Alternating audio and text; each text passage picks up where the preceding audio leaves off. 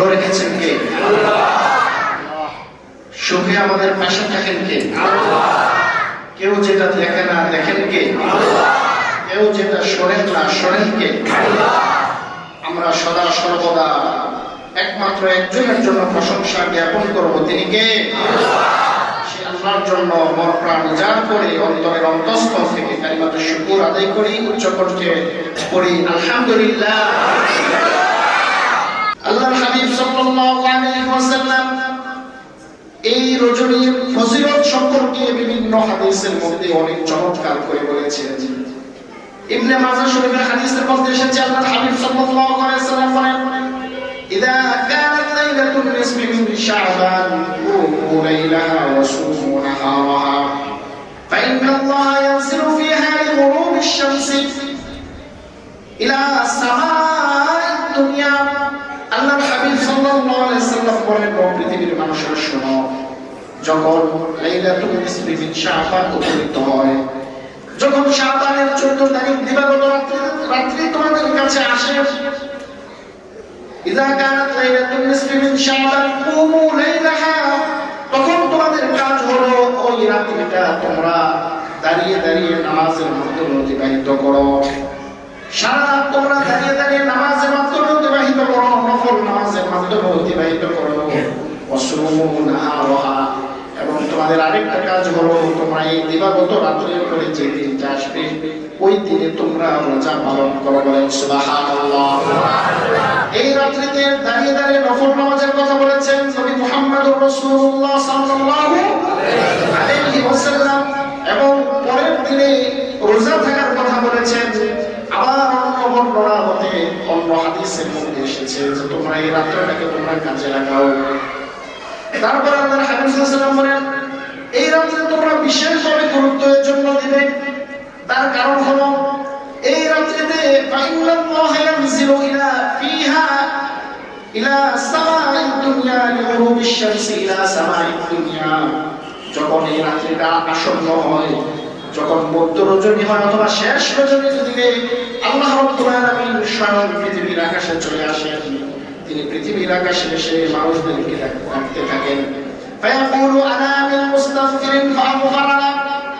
আল্লাহ তাআলা মানুষদেরকে ডেকে ডেকে বলেন, ও আমার বান্দারা শোনো শোনো, রাত্র গভীর হয়েছে, তোমরা জেগে ওঠো, তোমরা দাঁড়িয়ে যাও, নামাজের মধ্যে দণ্ডায়মান হয়ে যাও। আমি আল্লাহ স্বয়ং তোমাদেরকে আহ্বান করছি, আনা মিন মুস্তাগফিরিন ফাগফার লাক। কে আছো তোমরা গুনাহ করেছো, গুনাহকারী পাপী কে আছো, আমার কাছে দাঁড়িয়ে যাও, আমার সামনে দণ্ডায়মান হয়ে যাও। আমি তোমাদেরকে আহ্বান করছি, তুমি যদি দণ্ডায়মান হয়ে আমার কাছে গুনাহ ক্ষমা প্রার্থনা করো, আমার কাছে যদি মাপ চাও, তোমার পাপের জন্য যদি তুমি অনুতপ্ত হও, আমি আল্লাহ ঘোষণা দিচ্ছি তোমার জীবনের সব গুনাহ আমি আল্লাহ মাফ করে দেব। আল্লাহ তাআলা নিজেই ঘোষণা দিচ্ছেন, আলা মিন মুস্তাগফিরিন ফাগফার লাক, যে আমার কাছে ক্ষমা প্রার্থনা করবে আমি তাকে ক্ষমা করে দেব। বলেন সুবহানাল্লাহ। তারপরে বলছেন, আপনি আমি দুনিয়াতে এমন কোনো মানুষ নাই যারা ডেকে নিয়ে ক্ষমা করে, কোনো মানুষ নাই। বরং মা বাবার কাছেও যদি সন্তান ভুল করে, মা বাবা অপেক্ষায় থাকে সন্তান কখন আসবে, সন্তান এসে ক্ষমা চাবে, তারপরে আমি ক্ষমা করব। কিন্তু আল্লাহ তাআলা নিজে ডেকে ডেকে বান্দাদেরকে ক্ষমা ঘোষণা করেন। করেন সুবহানাল্লাহ। এমন একজন বাবা মা পেয়েছি, তুমি জীবনের 40 বছর অতিবাহিত করেছো, 50 বছর অতিবাহিত করেছো, অনেক ভুল ত্রুটি নিয়ে তোমার জীবন অতিবাহিত হয়েছে। হতাশ হও না, নিরাশ হও না, বরং তোমার জন্য আছে বিগ অফার, তোমার জন্য আছে শবে বরাতের রাত্র, তোমার জন্য আছে লাইলাতুল বরাতের রাত্র, লাইলাতুল কদরের রাত্র, তোমার জন্য আছে দুই ঈদের রজনী, গুরুত্বপূর্ণ এই রজনীগুলো তুমি যদি কাজে লাগিয়ে আল্লাহর কাছ থেকে ক্ষমা প্রার্থনা করতে পারো, তাহলে তোমার ক্ষমা ঘোষণা দিচ্ছেন একজন, তিনি কে? সুতরাং এই রাত্রে আমরা ক্ষমা প্রার্থনা করতে প্রস্তুত আছি তো ইনশাআল্লাহ? আপনারা হাবিব সাল্লাল্লাহু আলাইহি ওয়াসাল্লাম বলেন, তোমরা তোমাদের গুনাহের জন্য ক্ষমা প্রার্থনা করো, আলা মিন মুস্তাগফিরিন ফাগফার লাক। তোমার জীবনে তুমি অনেক অন্যায় করেছো, মানুষ হত্যা করেছো, অথবা তুমি মদ পান করেছো, জিনা করেছো, ব্যভিচার করেছো, নিজের উপর জুলুম করে ফেলেছো, অন্যের উপর জুলুম করে ফেলেছো, আত্মীয়তার সম্পর্ক ছিন্ন করেছো, মা বাবার সাথে অন্যায় করে ফেলেছো,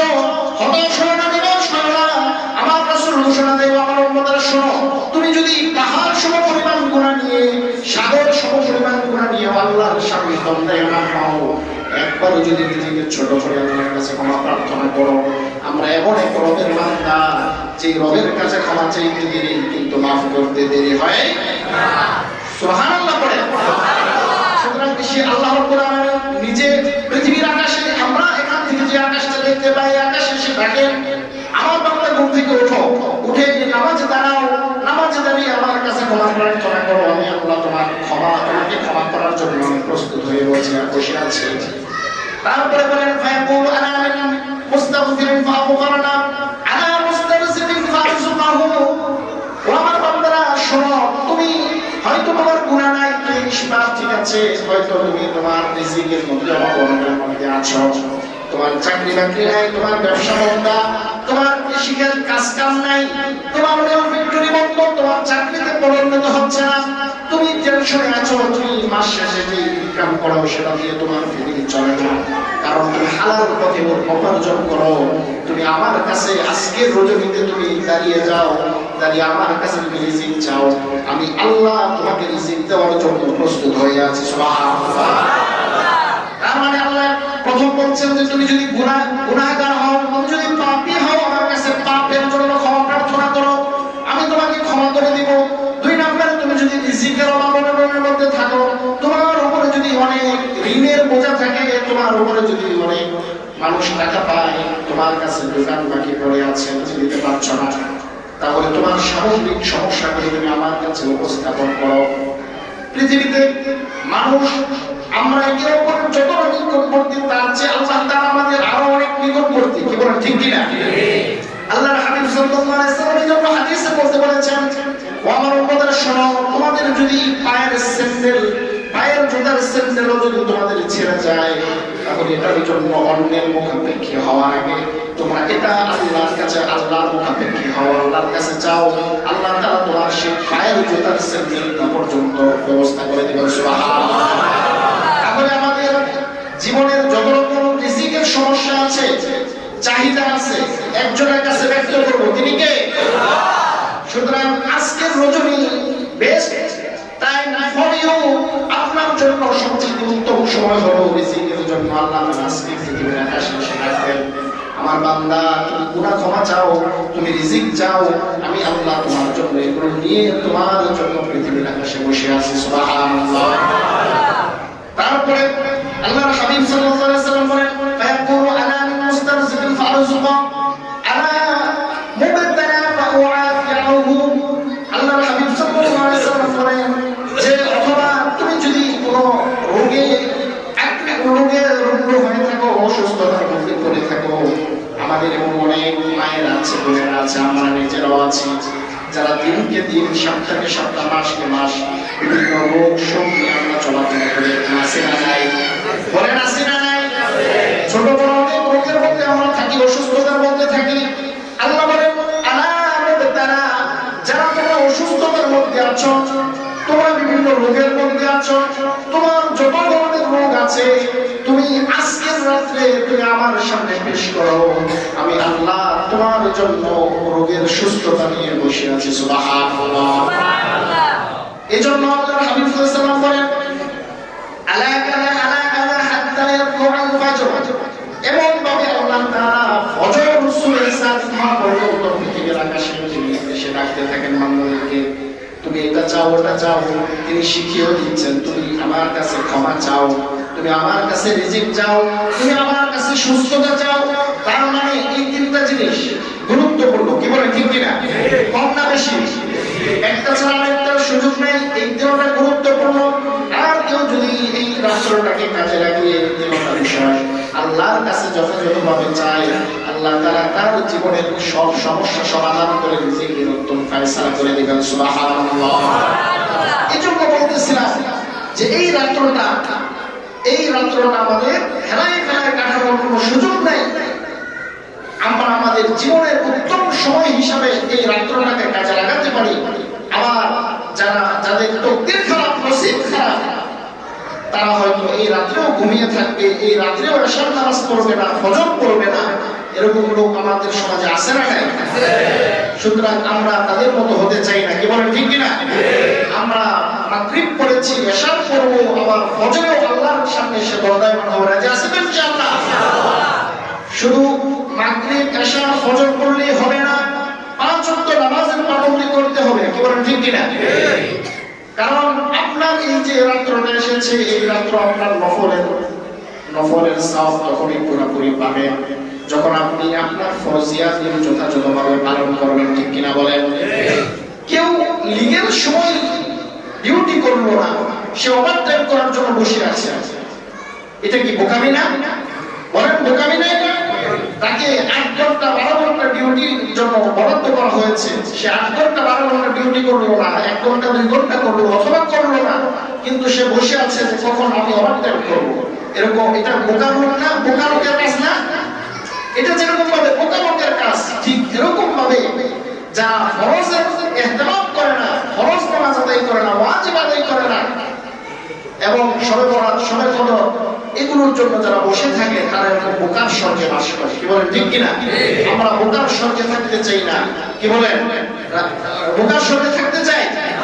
আল্লাহ তাআলা আমাদেরকে বুদ্ধিমান হিসেবে কবুল করুন, পড়েন আমিন। এখন যেরকম ভাবে মসজিদ পেরিয়ে, বারান্দা পেরিয়ে লোকে লোকারণ্য, আমরা ফজরও এই পরিমাণ লোক দেখতে চাই, রাজি আছি তো ইনশাআল্লাহ? আপনি যতটুকু ইবাদত করলে ফজর করতে পারবেন ততটুকুই করেন, এর চেয়ে বেশি দরকার নেই। হ্যাঁ, আপনি যদি সারা রাত ইবাদত করে ফজর করতে পারেন তাহলে আপনি সারা রাত করেন, কারণ শবে বরাত এটা প্রতিদিন আসবে না, বছর একবার আসবে। কি বলেন, ঠিক কিনা? তাহলে বলতেছিলাম আল্লাহর হাবিব সাল্লাল্লাহু আলাইহি সাল্লাম হাদিসের মধ্যে আমাদেরকে সাজেশন দিলেন যে তোমরা তোমাদের রাত্রটাকে, তোমাদের শবে বরাতের রাত্রটাকে নবীর কাজে লাগাও। এবং কাজে লাগানো অনেকগুলো প্রক্রিয়া আছে, তার মধ্যে একটা প্রক্রিয়া হলো আমরা এই রাতের মধ্যে সালাতুল হাজত নামাজ পড়তে পারি। পাশাপাশি অনেক মা বোনের আলোচনা শুনে সবার জন্য গুরুত্বপূর্ণ সালাতুল হাজত, কয়েকটা আমলের কথা বলি, আলোচনা শেষ করছি, বিরক্ত হচ্ছে? কয়েকটা আমলের কথা বলি। 1 নম্বর, আমরা চাইলে সালাতুল হাজতের নামাজ পড়তে পারি। সালাতুল হাজত অত্যন্ত গুরুত্বপূর্ণ একটা নামাজ। আপনি আমি আমাদের সামগ্রিক জীবনে বিভিন্ন সমস্যার সম্মুখীন হই কিনা? বলেন, হই কিনা? যখন কোনো সমস্যার সম্মুখীন হবেন তখন আপনি 2 রাকাত নফল নামাজের নিয়ম করে আল্লাহর সামনে দাঁড়িয়ে যাবেন, কারণ আল্লাহ তাআলা নিজেই বলেছেন ইস্তাঈনু বিস-সাবরি ওয়াস-সালাহ, ইয়া আইয়ুহাল্লাযীনা আমানু ইস্তাঈনু বিস-সাবরি ওয়াস-সালাহ। হে ইমানদারগণ, তোমরা আমার কাছে সাহায্য প্রার্থনা করো নামাজ এবং ধৈর্য সহকারে। 1 নম্বরে হলো ধৈর্যের কথা বলেছেন এবং নামাজের কথা বলেছেন। যখন আমরা কোনো সমস্যার সম্মুখীন হব আমাদের প্রথম কাজ হলো ধৈর্য ধারণ করা। কি করা? ধৈর্য ধারণ করা, সবর করা। 2 নম্বর কাজ হবে নামাজের দ্বারস্থ হওয়া। আল্লাহর হাবিব সাল্লাল্লাহু আলাইহি ওয়াসাল্লাম হাদিসের মধ্যে বলেছেন, আমাকে কয়েকটা বিষয় আমার কাছে প্রিয় করে দেওয়া হয়েছে, তার মধ্যে একটা হলো নামাজ। নামাজের মধ্যে আমার মানসিক প্রশান্তি দিয়ে দেওয়া হয়েছে। অর্থাৎ যখন কোনো সমস্যার মধ্যে রাসূল সাল্লাল্লাহু আলাইহি ওয়াসাল্লাম পড়তেন সাথে সাথে নামাজে দাঁড়িয়ে যেতেন। সুবহানাল্লাহ। আল্লাহর হাবিব সাল্লাল্লাহু আলাইহি ওয়াসাল্লাম ইবনে মাজাহ শরীফের বর্ণনা এসেছে, আপনাদের আয়েশা রাদিয়াল্লাহু তাআলা হাদিস বর্ণিত, তিনি বলেন হঠাৎ করে রাতের মধ্যে আমি দেখলাম আল্লাহর হাবিব সাল্লাল্লাহু আলাইহি ওয়াসাল্লাম তিনি এত লম্বা সিজদার মধ্যে পড়ে আছেন। আমি অনুমান করলাম, ধারণা করলাম আল্লাহর হাবিব সাল্লাল্লাহু আলাইহি ওয়াসাল্লাম হয়তো দুনিয়া থেকে চলে গেছেন।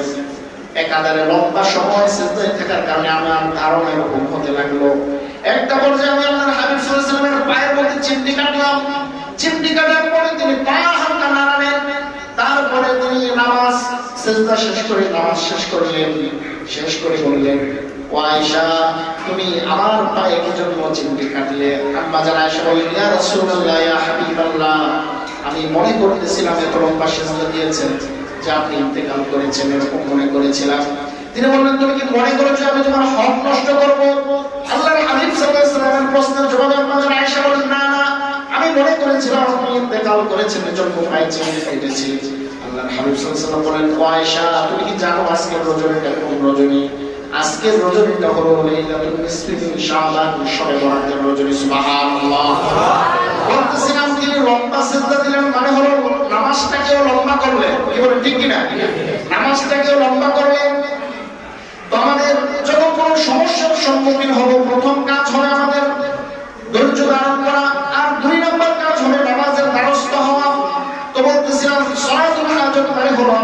প্রয়োজনীয় নামাজ প্রয়োজন যখন সামনে এসে দাঁড়াবে আপনি 2 রাকাত নফল নামাজে নিয়ত করে দাঁড়িয়ে যান। স্বাভাবিক গতিতে সূরা ফাতিহা পড়েন, সূরা ফাতিহার সাথে একটা সূরা মিলান, তারপরে আপনি রুকু সিজদা করেন, আবার আরেক রাকাত পড়েন, আরেক রাকাত শেষ করে আপনি সিজদার মধ্যে যান। সিজদার মধ্যে যে এবার আপনি আল্লাহর কাছে সিজদার মধ্যে নফল নামাজের মধ্যে আপনি যেই ভাষায় পারেন, বাংলা, আরবি, ইংরেজি, যেই ভাষায় পারেন, আবার আপনার মাতৃভাষায় হলেও সমস্যা নাই, যেহেতু এটা নফল নামাজ, বলে ঠিক কিনা? নফল নামাজের মধ্যে আপনার মাতৃভাষায় যদি আল্লাহর কাছে আপনি চান, নামাজ ভাঙবে না। মুহাদ্দিসিনে কেরাম, ফুকাহায়ে কেরাম বলেন নফল নামাজের মধ্যে আপনি সিজদার মধ্যে আপনি বাংলা ভাষায়ও যেতে পারেন, তবে ফরজ ওয়াজিবের মধ্যে না। এবার আপনার সালাতুল হাজতের সিজদায় যে আপনি আপনার যে উদ্দেশ্য নিয়ে নামাজে দাঁড়িয়েছেন সেই উদ্দেশ্যটা আল্লাহর কাছে ব্যক্ত করেন, কারণ হলো সিজদা হলো আল্লাহ তাআলার সবচেয়ে নিকটবর্তী। সুবহানাল্লাহ। এজন্য আল্লাহ তাআলা নিজেই বলেছেন ওয়াসজুদু ওয়াবতারি, তোমরা সিজদা করো এবং আমার নিকটবর্তী হও। সুবহানাল্লাহ।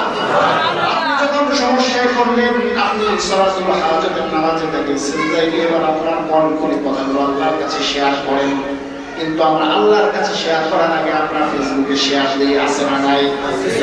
ফেসবুকে শেয়ার দেওয়ার আগে আল্লাহর কাছে শেয়ার করেন, আল্লাহর কাছে গোপনভাবে কথোপকথন করেন। পৃথিবীর কেউ সমস্যা সমাধান করতে না পারলেও একজন পারেন, তিনি কে? সুতরাং আমাদের সমস্যাগুলো বলবো একজনের কাছে, তিনি কে? রাজি আছি তো ইনশাআল্লাহ? সুতরাং আপনি সালাতুল হাজতের জন্য সেই সিজদার সময়টাকে বেছে নেন। সিজদার সময় আপনি আল্লাহর কাছে বলেন, তারপরে নামাজ শেষ করেন। নামাজ শেষ করে এবার আপনি হাত তুলে আল্লাহর কাছে বলেন। সালাতুল হাজতের একটা দোয়া আছে, যদি পারি ভালো, না পারলেও সমস্যা নাই। দোয়াটা হলো সুবহানাল্লাহিল আযীম, আলহামদুলিল্লাহি রাব্বিল আলামিন, আসআলুকা মুজিবাতি রাহমাতিক ওয়া আযাইমা মাগফিরাতিক ওয়াল গনিমাতা মিন কুল্লি বিররি ওয়াস সালামাতা মিন কুল্লি ইসম। اللهم لا تدع لنا ذنبا الا غفرته ولا هما الا فرجته ولا دينا الا قضيته ولا مرضا الا شفيته ولا حاجة من حوائج الدنيا والاخره يا لك الرب الا قضيتها يا ارحم الراحمين. آمين. এই যে দোয়াটা পড়লাম, এই দোয়াটাকে বলা হয় সালাতুল হাজতের নামাজের দোয়া। অর্থাৎ আপনি যখন দোয়া করবেন, দোয়ার মধ্যে এই দোয়াটা পড়তে পারেন। এই দোয়ার মধ্যে একের ভিতরে সবকিছুর সমন্বয় আছে।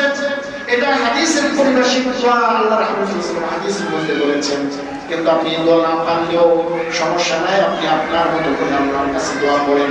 হতে পারে দোয়া শেষ হতে হতে আল্লাহ তাআলা আপনার সমস্যাটা সমাধান করে দিতে পারেন। কি বলেন, ঠিক কিনা? তাহলে এই রাত্রে আপনি এই রাত্রটাকে কাজে লাগাবেন বিভিন্নভাবে। তার একটা পন্থা হলো আপনি সালাতুল হাজতের নামাজে দাঁড়িয়ে যান। আমরা পারিবারিকভাবে, সামাজিকভাবে সমস্যা করতে কেউ না, সমস্যার মধ্যে আমরা কেউ কোনো না কোনো ভাবে আমরা সমস্যার মধ্যে আছি, থাকি। এটা স্বাভাবিক বিষয়, এটা মুমিনের অবিচ্ছেদ্য অংশ। মুমিনের মানেই হলো, মুমিন মানেই হলো আল্লাহ তাআলা তার উপর একটার পর একটা বিপদ দিবেনই। হাদিসের মধ্যে এসেছে আল্লাহর হাবিব সাল্লাল্লাহু আলাইহি ওয়াসাল্লাম বলেন, মান ইউরিদিল্লাহু বিহি খায়রান ইউসিব মিনহু, আল্লাহ তাআলা যাকে পছন্দ করেন তাকে বিপদের মধ্যে ফেলেন। সুবহানাল্লাহ। তার মানে আপনি যে বিপদের মধ্যে আছেন, আপনাকে যে একের পর এক বিপদ দিচ্ছে, তার মানে হলো আল্লাহ তাআলা আপনাকে পছন্দ করতেছে। সুবহানাল্লাহ। এজন্য হতাশ না হয়ে আপনি সবর করেন, নামাজের দ্বারস্থ হন। হতে পারে আপনার সমস্যা সমাধান হয়ে যাবে। যত বেশি সবর করবেন, ধৈর্য ধারণ করবেন। খাঁটি শোনা কিভাবে, এটা পরীক্ষার মাধ্যমেই খাঁটি প্রমাণ করা হয়। যত বেশি পরীক্ষা তত বেশি খাঁটি। কি বলেন, ঠিক কিনা?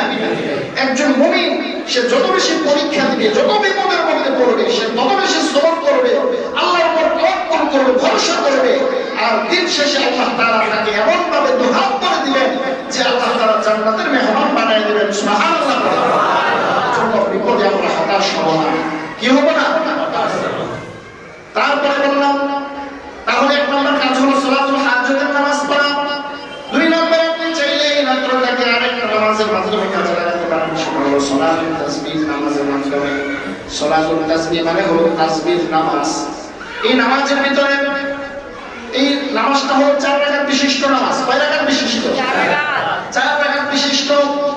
আপনি এই 4 রাকাত বিশিষ্ট নামাজের মধ্যে একটা দোয়া আছে, তাসবিহ আছে, এই তাসবিহটা আপনি 300 বার পাঠ করতে হবে। কতবার? 300 বার।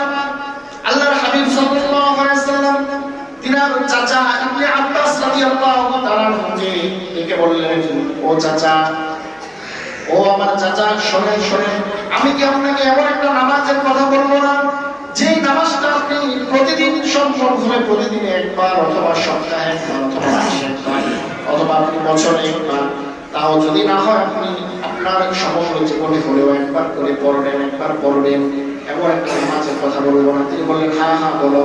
আল্লাহর হাবিব সাল্লাল্লাহু আলাইহি ওয়াসাল্লাম বলেন, ও আমার চাচা, আপনি সালাতুত তাসবিহ নামাজ পড়েন, কারণ এই নামাজের মাধ্যমে আল্লাহ তাআলা তার জীবনের অতীতের জীবনের সব গুনাহ মাফ করে দেন। সুবহানাল্লাহ।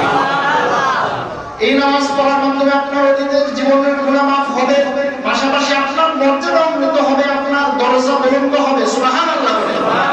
এই নামাজটা পড়ার একটা পদ্ধতি আছে, অন্য নামাজের মতো না। আমরা কম বেশি সময় জানি, তারপর নিয়মটা বলে দিচ্ছি। বিরক্ত হচ্ছেন আপনারা? বলতেছিলাম সালাতুত তাসবিহ নামাজ, এখানে প্রত্যেক রাকাতে আপনি 75 বার করে তাসবিহটা পড়তে হবে। তাসবিহটা হলো সুবহানাল্লাহি ওয়াল হামদুলিল্লাহি ওয়া লা ইলাহা ইল্লাল্লাহ ওয়াল্লাহু আকবার। এই যে তাসবিহটা প্রত্যেক রাকাতে 75 বার করে পড়তে হবে। তাহলে 4 75 এ 300, কত? 300। এবার আসেন দেখি যে এক রাকাতে যে 75 বার পড়ব, কোথায় পড়ব, কিভাবে পড়ব। আপনি প্রথমে নিয়ত করে দাঁড়াবেন, 4 রাকাত নফল নামাজ সালাতুত তাসবিহ নামাজ, নিয়ত করে হাত বাঁধবেন, তারপরে হাত বেঁধে শুরুতে আপনি সানা পড়বেন। কি পড়বেন? আওয়াজ দিতে হবে। কি পড়বেন? এক নম্বরে সানা পড়বেন, মনোযোগ দিয়ে শুনেন, যেন জীবনেও না বলেন। রাজি আছেন ইনশাআল্লাহ? আপনারা শিখবেন, আপনাদের বাড়িওয়ালাদেরকে শিখাবেন, আপনাদের মেয়েদেরকে শিখাবেন, আপনাদের কন্যাদেরকে শিখাবেন। আপনারা আমল করতে না পারলেও তারা যদি করে, তাদের আগর থেকে সওয়াব আপনার আগর নামায় আসবে কি আসবে না? আসবে। এজন্য মনোযোগ দিয়ে শুনেন। তাহলে বলতেছিলাম, প্রথমে আপনি নিয়ত করে হাত বেঁধে সানা পড়বেন, সানার পরে আপনি এই তাসবিহটা সুবহানাল্লাহি ওয়াল হামদুলিল্লাহি ওয়া লা ইলাহা ইল্লাল্লাহু ওয়াল্লাহু আকবার, এটা 15 বার পড়বেন। কয়বার? 15 বার পড়বেন। এবার আপনি সূরা ফাতিহা পড়েন, আউযু বিল্লাহি বিসমিল্লাহ সহ। তারপরে সূরা ফাতিহার পরে আরেকটা সূরা মিলানের আগে আবার আপনি 10 বার পড়েন। সূরা ফাতিহা পড়ে সূরা মিলানে আপনি রুকুর আগে, রুকুতে যাওয়ার আগে 10 বার পড়েন। তার মানে প্রথম হলো সানা পড়ে 10 বার, 15 বার, তারপরে রুকুর আগে 10 বার। কয়বার হলো? 25 বার। কয়বার? 25 বার। আমি আমার অঙ্ক একটু কাঁচা, আপনারা হিসাব করে ভালো করে বলবেন। তাহলে 25 বার হলো। এবার আপনি রুকুতে যান, রুকুতে যে আরো পড়েন 10 বার। কয়বার? 10 বার। হলো কত? 35। এবার রুকু থেকে দাঁড়িয়ে যান, দাঁড়িয়ে আবার পড়েন 10 বার। কত হলো? 45 হলো। এবার আপনি রুকু থেকে দাঁড়ানোর পরে সিজদায় যান। প্রথম সিজদায় যে আপনি সিজদার তাসবিহ পড়েন, সুবহান রাব্বিয়াল, পড়েন না কেন? সুবহান রাব্বিয়াল। এটা পড়ার পরে 3 বার, 5 বার বা 7 বার যে কয়বারই পড়েন। তারপরে সিজদা থেকে ওঠার আগে আরো পড়েন 10 বার। কতবার হলো? 55 বার। তারপরে আপনি 2 সিজদার মাঝখানে বসে আবার পড়েন 10 বার। কতবার হলো? 65। তারপরে দ্বিতীয় সিজদায় আবার 10 বার। কয়বার? 10 বার। এবার টোটালি কত হলো? 75। কত হলো? 75। এভাবে এক রাকাতে যদি 75 বার পড়েন, আপনার 4 রাকাত নামাজে কতবার হবে? 300 বার।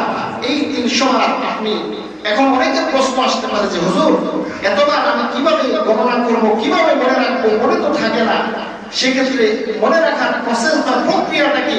মনে রাখার প্রসেস এরকম হতে পারে যে আপনি যখন হাত বাঁধবেন, এভাবে যখন হাত বাঁধবেন, হাত বেঁধে আপনি আঙ্গুলের মাধ্যমে গণনা করতে পারেন, 1 2, মানে 1 বার 2 বার 3 বার এরকম করে গণনা করতে পারেন। অথবা আপনার সুবিধার্থে আরেকটা পদ্ধতি আছে যে এভাবে যে নামাজের কোনো যেন ব্যাঘাত না ঘটে, আপনি এভাবে 1 2 3 এভাবে কোড হিসেবে করতে পারেন। এভাবে গণনা করলে আপনার নামাজের কোনো ক্ষতি হবে না, ইনশাআল্লাহ নামাজ হয়ে যাবে। এভাবে আপনি আপনার এই নামাজটা করতে মিনিমাম 2 থেকে 2.5 ঘন্টা বা কারো ক্ষেত্রে আরো একটু কম বেশি সময় লাগতে পারে। আপনি যদি এই রাত্রে এই নামাজটা পড়েন, নামাজের ইহতিমাম করেন, তাহলে আপনার রাত্রটা কাজে লাগলো কিনা বলেন তো? এজন্য বলতেছিলাম যে এক নম্বরে আপনি সালাতুল হাজতের নামাজের মাধ্যমে রাত্রটা অতিবাহিত করতে পারেন। 2 নম্বরে সালাতুত তাসবিহ নামাজের ইহতিমাম করতে পারেন, তাহলে আপনার জন্য এই রাত্রিটা ভালোভাবে কাটানোর সুযোগ আছে কিনা বলেন? তারপরে আপনি এই রাত্রে সবচেয়ে গুরুত্বপূর্ণ বিষয়, যাদের মা বাবা পৃথিবীতে জীবিত নাই তাদের মা বাবার জন্য খাস করে দোয়া করা দরকার আছে না নাই? আপনার মা আপনাকে কত কষ্ট করে লালন পালন করেছেন, বড় করেছেন, তারা আজকে পৃথিবীতে নাই, না ফেরার দেশে চলে গেছে আপনাকে এতিম করে। এখন তাদের জন্য দোয়া করা তাদের জন্য একটা হক, কি বলেন ঠিক কিনা? মা বাবার হকের আলোচনার মধ্যে এটা আসবে যে তাদের মৃত্যুর পরে সন্তানের উপরে 5টা হক রয়েছে, তার মধ্যে একটা হলো মা বাবা মৃত্যুর পরে সন্তান তার জন্য নিয়মিত দোয়া করবে, এটা তারা প্রাপ্য। কিন্তু আমরা অনেক সন্তানরা দিনকে দিন চলে যায়, সপ্তাহে সপ্তাহ চলে যায়, মাসকে মাস চলে যায়, মা বাবার জন্য একটু দোয়া করি না, এরকম সন্তান আছে না নাই? এরকম কল্পনা করে সন্তান যেন আপনি আমি না হই, বলেন আমিন। এই রাত্রিতে আপনি মা বাবার জন্য খাস করে দোয়া করেন যে আল্লাহ আমার মা আমাকে কষ্ট করে লালন পালন করে বড় করে গেছেন, আজকে আমার সম্পদ আছে, আমার বাড়ি গাড়ি আছে, কিন্তু আমার টাকা পয়সা আছে, আজকে মা বাবা নাই, তারা জানি না কি অবস্থায় আছে, কি হালতে আছে। আল্লাহ সবে বরাতের রাতের উসিলায় আমার মা বাবার কবরটা জান্নাতের বাগান বানিয়ে দেন, পড়েন আমিন। মা বাবার জন্য খাস করে দোয়া করা এই রাত্রিতে। তারপরে এই রাত্রিতে আপনি খাঁটি তওবা করা, খাঁটি কি করা? তওবা করা, আল্লাহ তাআলার কাছে তওবা করা যে আল্লাহ জীবনে অনেক গুনাহ করেছি, পাপ করেছি, অন্যায় করেছি, আজকে রাত্রিতে আমি তওবা করছি, আমি কালকে থেকে আর কোনো গুনাহ করব না, অন্যের হক নষ্ট করব না, মা বাবার হক নষ্ট করব না, স্ত্রীর হক নষ্ট করব না, সন্তানের হক নষ্ট করব না। আল্লাহ অতীত গুনাহের জন্য আমি লজ্জিত, উত্তপ্ত এবং ভবিষ্যতে গুনাহ না করার প্রতিজ্ঞাবদ্ধ হচ্ছি। এভাবে যদি আপনি তওবা করেন তাহলে তওবা করতে দেরি, কবুল করতে দেরি হবে না, কি বলেন ঠিক কিনা? এভাবে খাঁটি তওবা করা। তারপরে এই রাত্রে আরেকটা আমল করতে পারেন, সাইয়্যিদুল ইস্তিগফার বেশি বেশি পড়া। সাইয়্যিদুল ইস্তিগফার মানে হলো ইস্তিগফারের নেতা। কিসের নেতা? ইস্তিগফারের নেতা। আল্লাহ হাবিব সাল্লাল্লাহু আলাইহি ওয়াসাল্লাম বুখারীর বর্ণনায় বলেছেন তোমরা বেশি বেশি এই দরুদটা পড়ো, এই ইস্তিগফারটা পড়ো। ইস্তিগফারটা হলো আল্লাহুম্মা আনতা রাব্বি লা ইলাহা ইল্লা আনতা খলাকতানি ওয়া আনা আবদুকা ওয়া আনা আলা আহদিকা ওয়া ওয়া'দিকা মাসতাতা'তু আউযু বিকা মিন শাররি মা সানা'তু আবু'ু লাকা বিনি'মাতিকা আলাইয়া ওয়া আবু'ু বিযানবি ফাগফির লি ফাইন্নাহু লা ইয়াগফিরুয যুনুবা ইল্লা আনতা। এটাকে বলা হয় সাইয়্যিদুল ইস্তিগফার। আপনি একবার যদি নেক নিয়তে ইখলাসের সাথে তাকওয়ার সাথে মনোযোগ সহকারে একবার যদি পাঠ করেন তাহলে এই একটা ইস্তিগফারের মাধ্যমে আপনার জীবনের সব গুনাহ মাফ করে দিতে পারেন একজন, তিনি কে? সুতরাং এই দোয়াটা বেশি বেশি পড়ার চেষ্টা করা। তারপরে এই রাত্রে আরেকটা কাজ করা যেতে পারে, সেটা হলো আপনার সামর্থ্য অনুযায়ী, সাধ্য অনুযায়ী দান সদকা করা। বেশি বেশি মসজিদ মাদ্রাসায় লিল্লাহ বলি গরিব এতিম অসহায় বেশি বেশি দান করা, কি বলেন? দরকার আছে না নাই?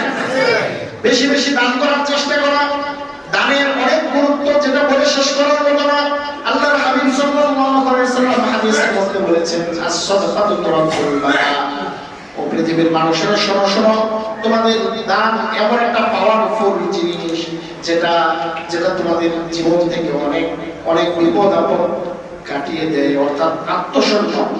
আসন্ন অনেক বিপদ তোমার থেকে দান সদকা তোমাকে হেফাজত করে, বলেন সুবহানাল্লাহ। সুতরাং আমরা বেশি বেশি দান করতে প্রস্তুত আছি তো ইনশাআল্লাহ? ইনশাআল্লাহর আওয়াজটা মনে হয় কমে গেছে, যে হুজুর এতক্ষণ কথা বলছেন ভালোই লাগছে, কিন্তু আবার দানের আলোচনা শুরু করলেন, এজন্য এটা পছন্দ হচ্ছে না।